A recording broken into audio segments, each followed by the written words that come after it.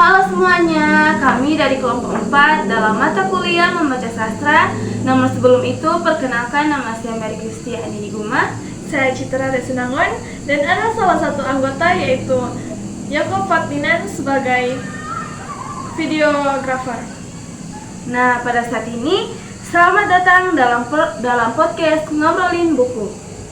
Tempat di mana kita mengobrol santai, tapi tetap mendalam soal karya sastra yang lagi hits. Dan saat ini kita bakal membahas tentang salah satu novel yang bikin banyak orang merenung tentang hidup, yaitu novel The Midnight Library karya Matt Haig.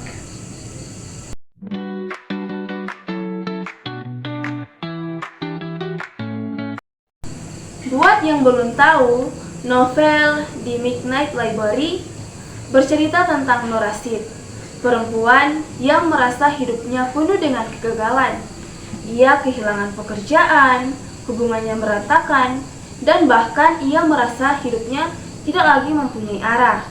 Dalam keputusasaan itu, ia hampir menyerah pada hidup. Sampai akhirnya, Nora memasuki sebuah ruang magis bernama Midnight Library, sebuah perpustakaan antara hidup dan mati. Sampai buku di sana berisi kemungkinan hidup lain yang bisa ia jalani jika ia mengambil keputusan berbeda, yaitu karir lain, pasangan lain, dan kota lain. Kamu tahu nggak, konteks penulisan novelnya juga menarik loh. Matt Haig menulis buku ini setelah dirinya mengalami depresi parah. Jadi banyak penggambaran perasaan Nora yang terasa real karena berangkat dari pengalaman pribadi seorang penulisnya. Pastinya, dalam karya sastra terdapat unsur-unsur yang menonjol. Yang paling menonjol dalam novel ini yaitu pastinya adalah tema. Tema tentang penyesalan dan makna hidup. Novel ini nggak cuma menampilkan dunia paralel, tetapi juga mengajak pembaca berpikir tentang bagaimana keputusan bisa diambil dan mengubah keberjalanan hidup. Selain tema, unsur penokohannya juga kuat. Nora digambarkan rapuh, tetapi juga punya sisi keberanian untuk mengeksplorasi berbagai versi dirinya. Karakter pustakawan juga memberi sentuhan emosional sebagai sosok pembimbing. Secara gaya bahasa, Matt Haig menggunakan narasi yang ringan, mudah diikuti, tapi tetap filosofis. Konfliknya lebih banyak konflik batin, jadi pembaca diajak masuk ke pikiran Nora. Dalam novel The Midnight Library mempunyai relevansi sosial dan budaya. Novel ini menjadi relevan secara sosial karena isu kesehatan mental makin dibahas akhir-akhir ini. Banyak orang merasa tertekan oleh ekspektasi perbandingan sosial di media dan rasa gagal pada dirinya sendiri.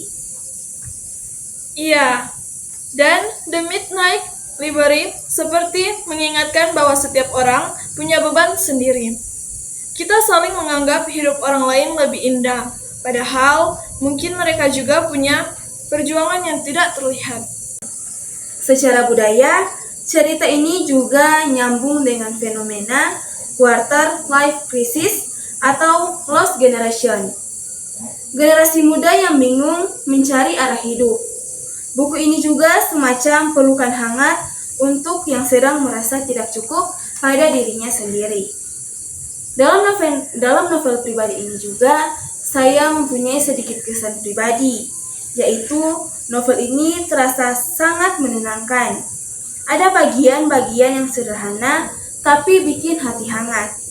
Pesan utamanya bahwa hidup itu bukan tentang sempurna, tapi tentang berproses bagaimana kita menjalani kehidupan kita setiap harinya.